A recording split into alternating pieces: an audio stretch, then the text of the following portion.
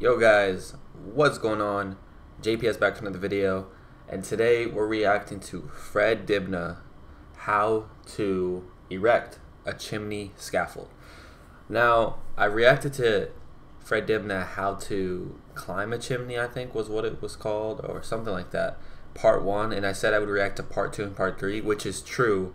I just wanted to react to this one first, if that makes any sense, because a lot of people were telling me to check this one out. So we're gonna do that and then see what the demand is for part 2 and part 3, because otherwise I can focus on, you know, seeing other videos. There's no point in just doing this if no one wants to see it, really, because I'm really reacting to videos that you guys want to see. It's not really what I want to see, you know what I mean? I mean, it is sometimes, but you get my point. I want to do whatever is in highest demand. So that's what we're going with right now. So yeah, comment down below if you want to see part 2 of that. But for now, here we are, Fred Dibnah, how to erect a chimney scaffold. I'm an American, don't know much about chimneys, but I did learn quite a bit in the last video, so I'm curious to, I don't even really know what a scaffold is. I don't know. Let's see, guys. Next day, Fred got underway with a big chimney maintenance job, which would help to finance the building of his engine, and which he seized as a golden opportunity to offer instruction on the art of putting up scaffolding. Now I look around and sort of lots of scaffolds at the top of chimneys that have been erected by so-called steeplejacks look like a bloody biplane's crashed into the top, and you know there's pipes going all over the show, all different directions. No square or symmetrical about the thing. And life went by, and one day I met the man who sort of had been a draftsman.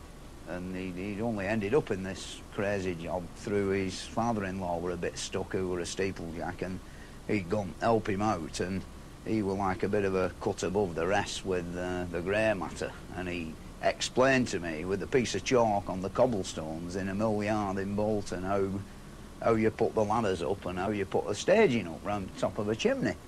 First thing I've got to do is get me bosun's chair up. And then I'm dangling in a position somewhere round about here on my 3 bits of rope and a little board.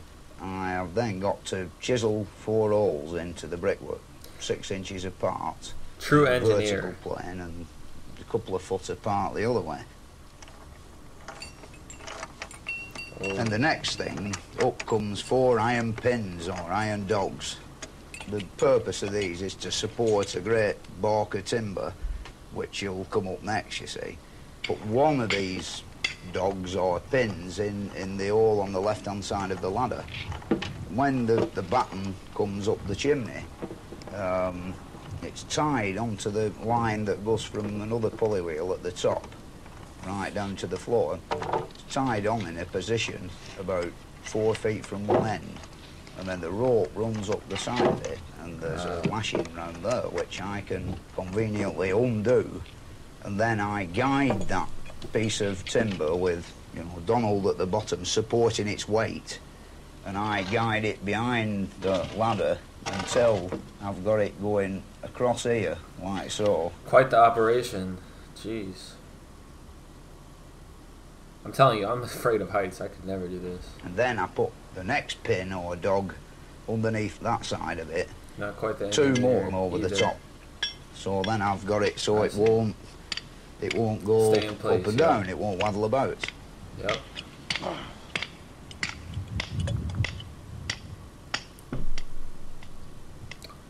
In a bosun's chair, if you've looked after all the rope and all the tackle, you know, you have a beautiful sense of security, because you know rope will hold a couple of ton and you weigh nowhere near that, and like really pays you to look after your equipment, because you know, like if that bloody rope breaks, you're dead. You know, it's half a day out with the undertaker. Sort of, you know, like when I get on my seatboard, I give it a little bounce and just see whether it's safe or not, you know, and more often, well, it's never broke yet, you know, but I'm always ready to get hold of the bloody ladder if it does break. For real. Don't want to be caught out there. This batten has a series of holes drilled in it, and I then proceed to bolt. I like how they're one on showing like there, the blueprint. and one over Or there. he is, not like there. so.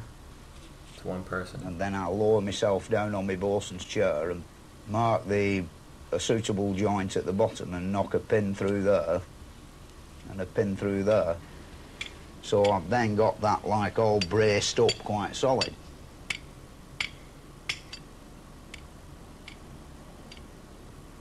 When that's been done on both sides of the chimney, the next thing to come up is 2 long steel rods which I use to connect both of these battens together.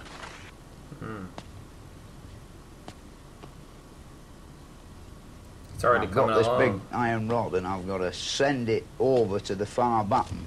And that means maybe Look how, like, 14 far feet they across, jut out or of the- 12 foot on a reasonable How far they jut out of the chimney.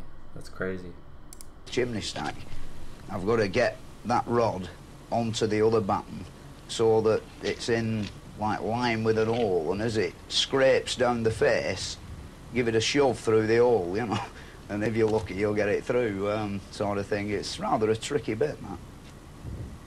See, all the modern men use aluminium scaffolding tubing now, but I like this way of doing it. It's a bit more awkward, but when you've got it all up, it's quite solid.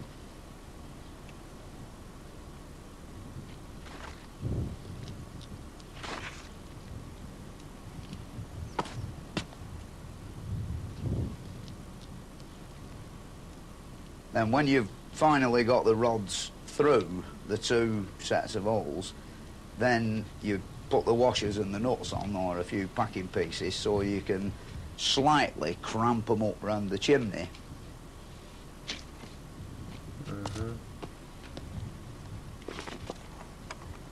That came along Then after quickly. we've got the 2 battens on and bolted together, the Bring next up the- stage bring of the up the game board. is planks, which form like the platform that you walk on, come up one at once, of course, because some of them like 16, 18 feet long.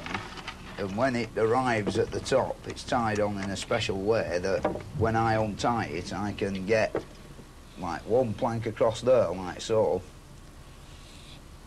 and 1 across there,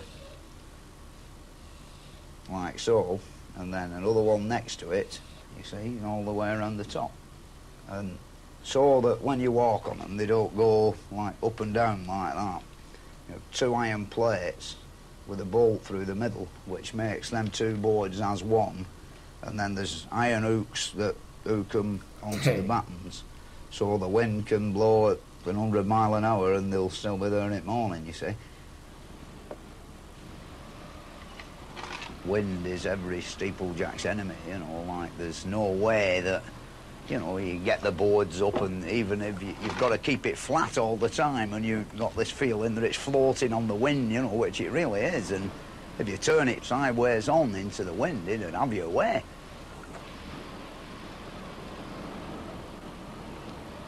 In a wind like today, on sort of older chimneys, you know, you get about 2 or 3 inches swaying about, you know. It's actually all the chimney stack swaying, you know, from side to side. You have that feeling that there's something not quite right, you know, as though you've had about 5 pints of beer, like, you know, you think, you know, there's something moving somewhere, sort of thing, and, you know, it's all the bloody lot going like this.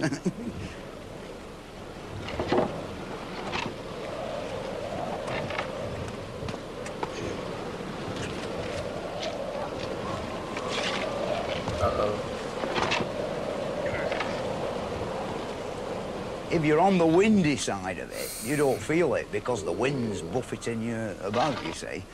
But if you go around in the slipstream and sit on the stage nice and quiet and just lean against the wall, you can feel it moving, you know, rocking. Nice. A big gust and you'll feel it. It's just scary to right watch. over, and then there's a bit of a lee in the wind, zoom, you feel it come back. It's quite unbelievable, you know. There's not many people experienced out like that.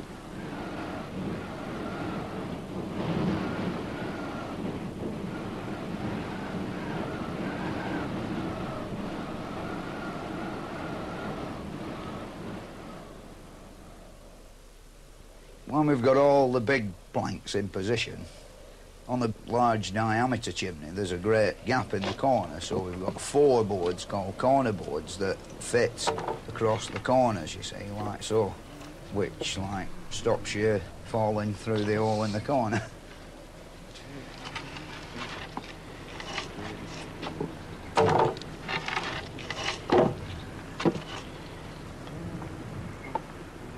Once you've got the first staging up, or the first deck up, you know, there's firm basis for going higher up, then you chisel the holes for the next staging, and, you know, you can work quite comfortably. It's just so crazy how quickly that came about, like, what? As though you were on the ground.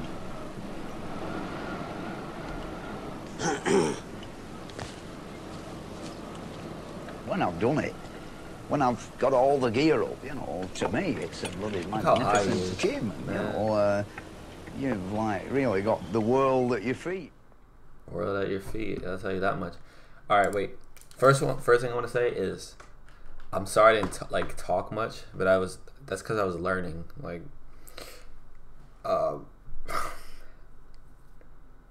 what, like, the thing I'm most impressed about from watching Fred Dibnah is, like, his intellect and just experience, because it seems like he's done this a million times. He probably has. It kind of just, it's just crazy to me, but wow, I guess that's what he's known for, mechanical engineering or something is what I read. But that was just crazy to see how quickly the scaffold came about. I guess that's what the scaffold is.